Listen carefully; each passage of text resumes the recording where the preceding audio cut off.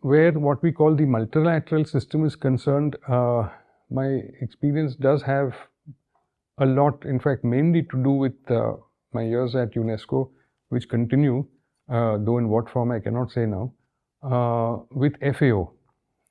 During the 5 years that I spent with the Ministry of Agriculture program, which was administered by the ICAR, FAO loomed very large indeed. And FAO is one of the biggest and most well-funded of the UN agencies. To some extent, the WHO, I did in fact during, I think, 2007 and 8, I wrote for the WHO bulletin, which was a blot on my career, I have to say, I could freely admit. Deluded to a degree still, even at that time, that this was the agency that had the best thinking available planet-wide on the subject of public health. Of course it didn't, but I didn't know it then. And UNDP, which for a number of years was the conceptual big daddy of them all, because they had their fingers everywhere. They had their fingers in agriculture, in environment, in conservation, in the subject that I had to do with the Ministry of Environment for, which was environmental education, with water and sanitation, with rural development. So they were everywhere, and they were also the, in many cases, in many countries, as I saw these countries in Asia, their people were the authors or the principal authors of a set of UN documents which are still largely invisible to most people who know anything about the UN system, and this is called UNDAF, UNDAF, United Nations Development Assistance Framework. And these, in fact, were very often authored by UNDP people. A little bit earlier, during the late 90s and early 2000s, I also became involved with critiques of what was then, at the time, I'm sure some of you would remember this, there was a program called the MDGs, the Millennium Development Goals, during 1991 and 1992, when what were called AIDS and what was called HIV became very popular subjects. They were also considered to be very popular scientific, I think, avenues. And I was working with a weekly newspaper at that time, and there were not many reporters or writers in the press who were willing to do it because of the great fear that surrounded these the alleged virus and the alleged epidemic. And I use the word alleged in a very, very deliberate way,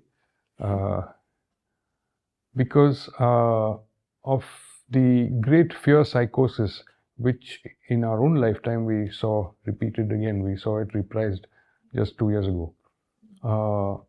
And at that time, if you went to, which a few of us did, if you went to interview what were called commercial sex workers, you were in a state of what I would call fearful fascination, because you wanted to know about the subject, but you had no idea about whether these airborne things are going to attack you in some way or the other. But anyway, so because of that, I began to take an interest in this subject called public health, and therefore came to understand by the early 90s the role of WHO.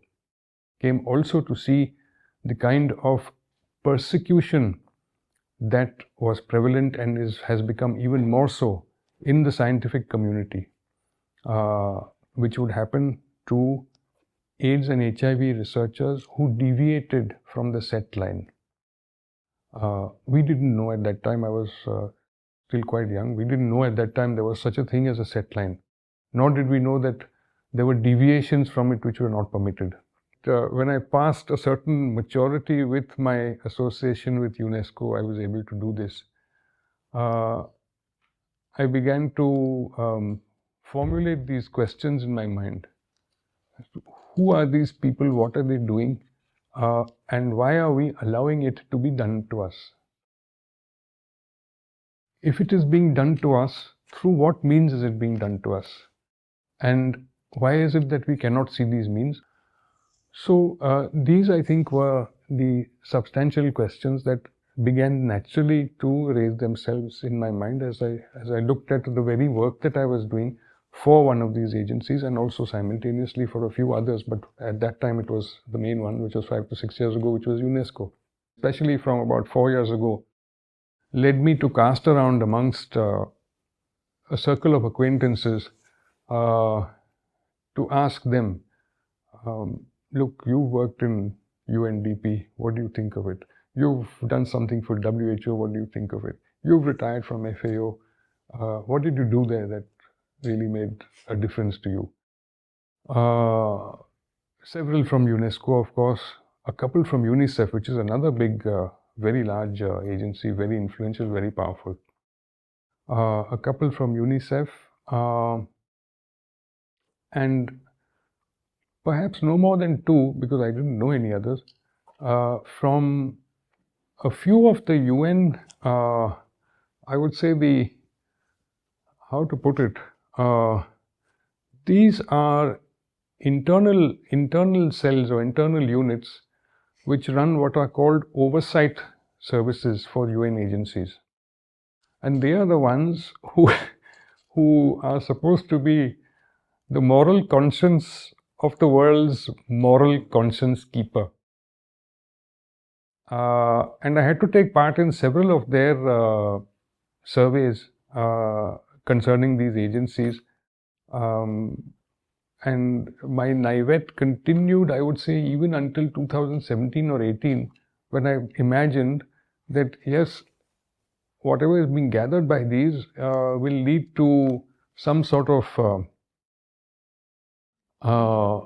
yes, like some sort of correction, some sort of look, what are we doing that isn't kosher?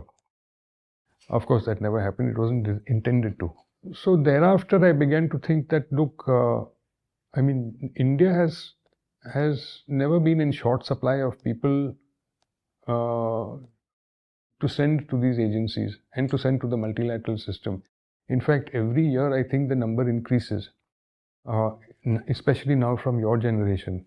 But this to me was a red signal, a big red signal, because the way I looked at it was that if we had to contribute people to this, then they had to be people with substance, people who had enough experience, people who had considerable knowledge, people who had the wit and the ability to see what they faced in their home country, which is India, also being faced by other people in other countries whose languages they could not speak, but they could observe and identify and understand, yes, this fellow is going through the same thing, or this household is going through the same thing. And therefore, if I've done something, or if I've caused something to be done in my country which has worked, let me try and advance this over here.